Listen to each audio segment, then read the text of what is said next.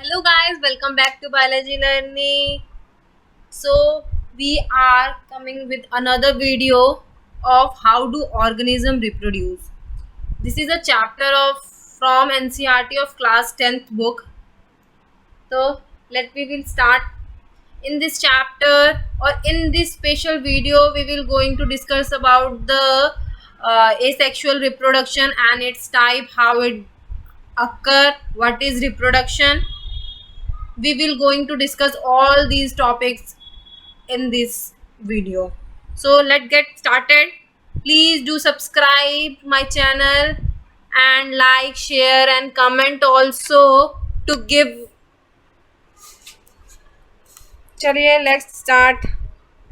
पहले तो क्या है कि introduction, how do organism reproduce में क्या है कि रिप्रोडक्शन जो है वो एक ऐसा प्रोसेस है जिसमें क्या होता है कि लिविंग ऑर्गेनिज्म प्रोड्यूस करता है न्यू इंडिविजुअल्स को सिमिलर टू देमसेल्फ, अपने ही जैसे नए ऑर्गेनिज्म को प्रोड्यूस करना, उस प्रोसेस को रिप्रोडक्शन बोलते हैं.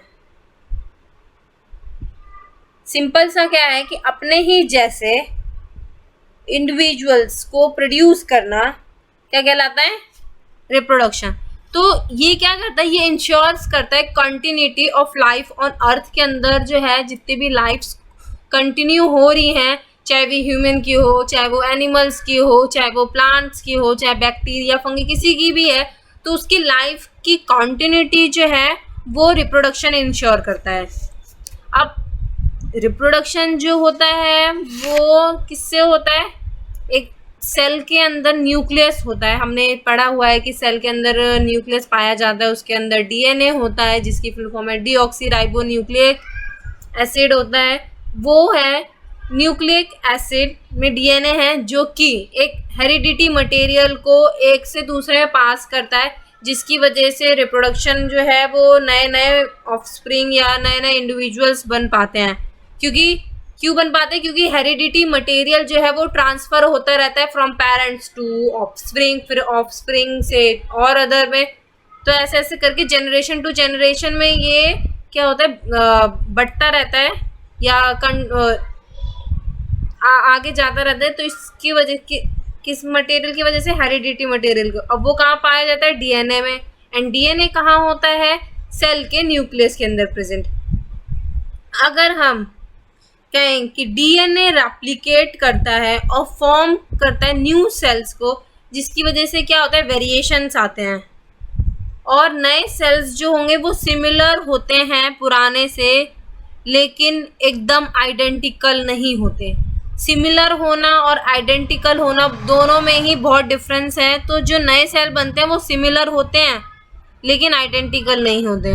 अब क्या है कि नेक्स्ट पॉइंट, वेरिएशंस जो हैं वो बहुत ज़रूरी है for the survival of the individual and species. मतलब वेरिएशंस जो है वो बहुत यूज़फुल है ताकि जो है उस इंडिविजुअल का सर्वाइव होना या स्पीसीज़ का ओवर टाइम में इवोल्यूशन के लिए भी बहुत ज़रूरी है. हमारे पास है टाइप्स ऑफ रिप्रोडक्शन. अब दो टाइप्स हैं रिप्रोडक्शन के. पहला है एसेक्सुअल रिप्रोडक्शन और दूसरा है सेक्सुअल रिप्रोडक्शन. इसमें क्या होता है कि एक सिंगल इंडिविजुअल्स जो होता है एसेक्सुअल रिप्रोडक्शन में, वही जो है नए इंडिविजुअल को राइज करता है नए इंडिविजुअल को. लेकिन सेक्सुअल रिप्रोडक्शन में ऐसा नहीं होता. इसमें जो है दो इंडिविजुअल्स की ज़रूरत पड़ती है नए इंडिविजुअल्स को राइज करने के लिए, एक मेल और एक फीमेल. एसेक्सुअल रिप्रोडक्शन में गैमेट्स नहीं बनते, सेक्सुअल रिप्रोडक्शन में गैमेट्स बनते हैं. अब एसेक्सुअल रिप्रोडक्शन में इंडिविजुअल जो है न्यू इंडिविजुअल वो आइडेंटिकल होता है पेरेंट्स के, लेकिन सेक्सुअल रिप्रोडक्शन में जो भी नया इंडिविजुअल बनता है वो जेनेटिकली सिमिलर तो होता है लेकिन आइडेंटिकल टू पेरेंट्स नहीं होता. अब ये क्या है कि it is extremely asexual reproduction में इसको ज़्यादातर यूज़ किया जाता है रैपिड मल्टीप्लिकेशन के लिए, जल्दी मल्टीप्लिकेशन के लिए यूज़ किया जाता है. लेकिन सेक्सुअल रिप्रोडक्शन में ये स्पीशीज़ के अंदर वेरिएशंस लाने के लिए यूज़ किया जाता है. एसेक्सुअल रिप्रोडक्शन जो है ज़्यादातर लोअर ऑर्गेनिज्म अडॉप्ट करते हैं सेक्सुअल रिप्रोडक्शन जो है वो ज़्यादातर हायर ऑर्गेनिज्म अडॉप्ट करते हैं। ये सेक्सुअल रिप्रोडक्शन के एग्जांपल्स हैं अमीबा, प्लानेरिया। सेक्सुअल रिप्रोडक्शन के एग्जांपल हैं प्लांट एंड एनिमल। अब स्टार्ट करते हैं कि ये सेक्सुअल रिप्रोडक्शन का मोड क्या होता है, किस तरीके से वो होता है। तो पहला तरीका है फिजन। फिजन में क्या होता है, एक पेरेंट सेल है वो डिवाइड करता है डॉटर सेल्स में। अब वो डिवाइड कर रहा है, 2 सेल्स में डिवाइड कर रहा है या उससे ज़्यादा सेल्स में डिवाइड करता है, इस पे डिवाइडेड, इस पे भी 2 पार्ट्स में डिवाइडेड है। First is binary fission, second is multiple fission. Binary fission में क्या होता है, अगर पेरेंट सेल डिवाइड कर रहा है तो वो कोई 2 ही डॉटर सेल्स में डिवाइड होगा, 2 ही सेल बनेंगे, जैसे कि अमीबा में होता है। मल्टीपल फिजन में क्या होता है कि अगर पेरेंट सेल डिवाइड कर रहा है तो वो बहुत सारे सेल्स में डिवाइड हो सकता है, अनकाउंटेड, जैसे कि प्लाज्मोडियम। हम डायग्राम में देखते हैं कि क्या है। अब जैसे इसमें बाइनरी फिजन का दिखाएं तो इसमें एक पेरेंट सेल था, अमीबा है, इसके सेल देखो अंदर के न्यूक्लियस 2 में हुए, डिवाइड हो गए, अलग हुआ, फिर ये 2 डॉटर साइटोप्लाज्म में डिवाइड हुआ, फिर ये 2 डॉटर सेल बन गए। मैंने बताया था उसमें 2 में ही बनेंगे। अब इसमें क्या होगा, बहुत सारे, जैसे इसमें क्या था, एक था, फिर वो डॉटर न्यूक्लियाई हुआ और वो बड़ा होगा, ग्रो हुआ या डिवाइड हुआ, फिर उसके बाद रैप्चर हो गया, इसकी वॉल्स रैप्चर हो गए, सारे मेरोजॉइड्स जो हैं वो बाहर आ गए। इसको बोलते हैं मल्टीपल फिजन और इसको बोलते हैं बाइनरी फिजन। इसमें 2 ही डॉटर सेल बन रहे हैं, इसमें बहुत सारे डॉटर सेल्स हैं। नेक्स्ट मोड है हमारे पास फ्रेगमेंटेशन। फ्रेगमेंटेशन में क्या होता है, ऑर्गेनिज्म जो होता है ब्रेकअप करता है इनटू स्मॉलर पीसेस में जब वो मैच्योर हो जाता है। जब वो मैच्योर हो जाता है तो वो ऑर्गेनिज्म जो है वो ब्रेक कर लेता है छोटे छोटे पीसीज में, और हर पीस जो है वो डेवलप करता है एक नए इंडिविजुअल्स में। जैसे कि हम एग्जांपल देख सकते हैं स्पायरोगैरा। अब ये एक स्पायरोगैरा है, अब ये इसमें फ्रैगमेंट हुआ, फ्रैगमेंट 1, फ्रैगमेंट 2, फ्रैगमेंट 3। अब जैसे जैसे ग्रो करता जा रहा है, ये ग्रो करके मिच्योर बन के ये अलग अलग अपने आप में ही एक नया इंडिविजुअल बना लेगा। तो ये होती है हमारी फ्रैगमेंटेशन। थर्ड मोड है रीजनरेशन। इसमें क्या होता है, इंडिविजुअली अगर कहीं से कट जाता है, समहाउ कट और ब्रोकन इनटू मैनी पीसीज में, तो जो मैनी पीसेस में कटे हैं वो अपने आप ग्रो करके अपना अलग अलग ग्रो करेंगे और नया अपना इंडिविजुअल बना लेंगे। It is carried out by specialised cell. ये जो एक स्पेशलाइज्ड सेल के ज़रिए ही वो अपने आप को बना पाता है। इसमें क्या होता है, प्रोलिफेट करते हैं, मतलब डिवाइड करते हैं या मिच्योर होते हैं और वो लार्ज नंबर ऑफ सेल्स में बनाते हैं अपने आप को, उन सेल्स को, और फिर वो बहुत सारा सेल का मास बन जाता है। मास में बहुत मात्रा में वो सेल्स अपने आप को डिवाइड करके उसको ग्रो करके अच्छे से बना लेते हैं, और फिर वो सेल्स जो हैं वो चेंज हो जाते हैं और अलग अलग सेल टाइप और टिश्यू बना लेते हैं। उनमें इतनी कैपेबिलिटी आ जाती है ताकि वो एक नया सेल या नया टिश्यू बना सकें। अब ये चेंजेस जो हैं वो एक ऑर्गेनाइज्ड सीक्वेंस में होता है, रेफर्स टू एज डेवलपमेंट।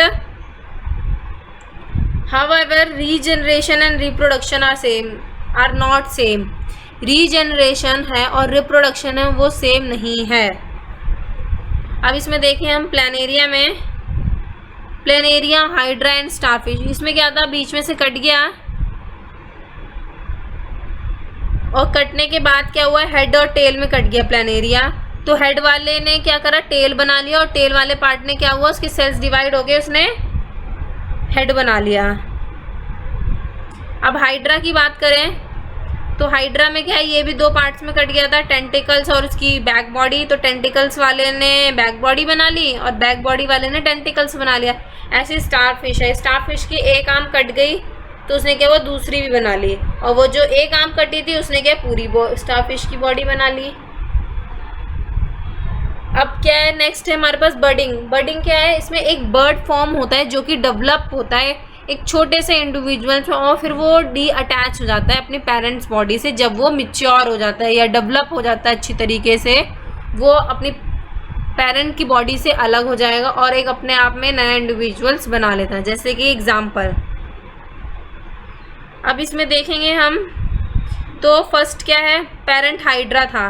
इसने ग्रो करा, बर्ड अराइज हो रहा है यहाँ पर देखो छोटा सा, फिर वो ग्रो करा, मिच्योर करा, डेवलप हुआ, तो इसने एक नया बना लिया और फिर वो यहाँ से डी अटैच हो गया और एक अपने आप में ही नया हाइड्रा बन गया उसका डी अटैच होने के बाद। अब नेक्स्ट है हमारे पास वेजिटेटिव प्रोपगेशन। ये वेजिटेटिव प्रोपगेशन जो है बहुत से प्लांट्स में होता है। ये क्यों करा जाता है? नए प्लांट्स बनाने के लिए।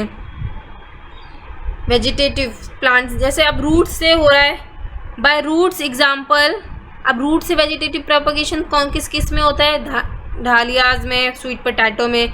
स्टेम के जरिए किस किस में वेजिटेटिव प्रोपगेशन होता है? पोटैटो है, जिंजर में।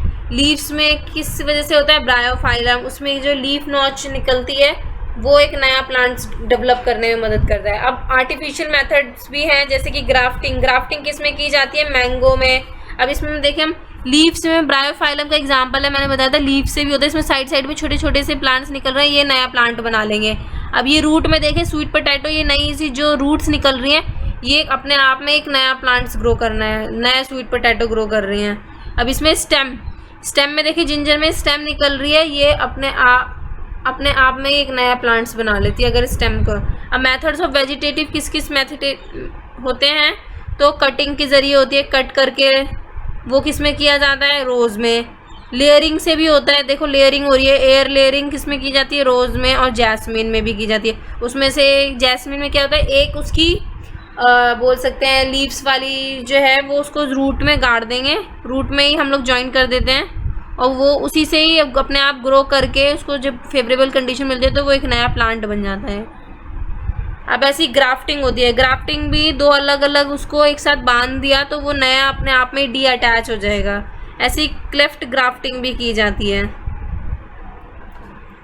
अब कटिंग करके मैंने बताया रोज़ में होती है, लेयरिंग जैस्मीन में हो जाती है। अब टिश्यू कल्चर जो है इसमें क्या होता है? नया प्लांट ग्रो करते हैं किसकी मदद से?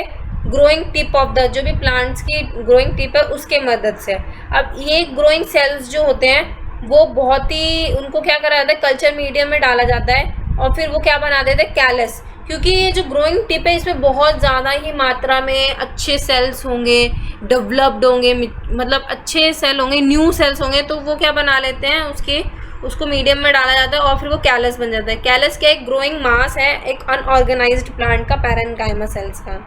अब इसमें क्या होता है? कैलस को फिर ट्रांसफ़र किया जाता है हॉर्मोन्स मीडियम में, जिसकी वजह से क्या होता है? और वो ग्रोथ होती है और डिफ्रेंशिएशन होती है। अब जैसे कि ऑर्नामेंटल प्लांट्स और ऑर्किड में किया जाता है ये।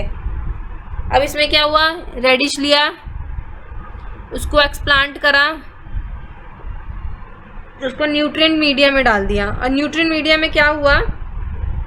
कैलस बनाया उसने और फिर एम्ब्रियोइड हुआ, एम्ब्रियो बना और फिर एक नया प्लांट बन गया।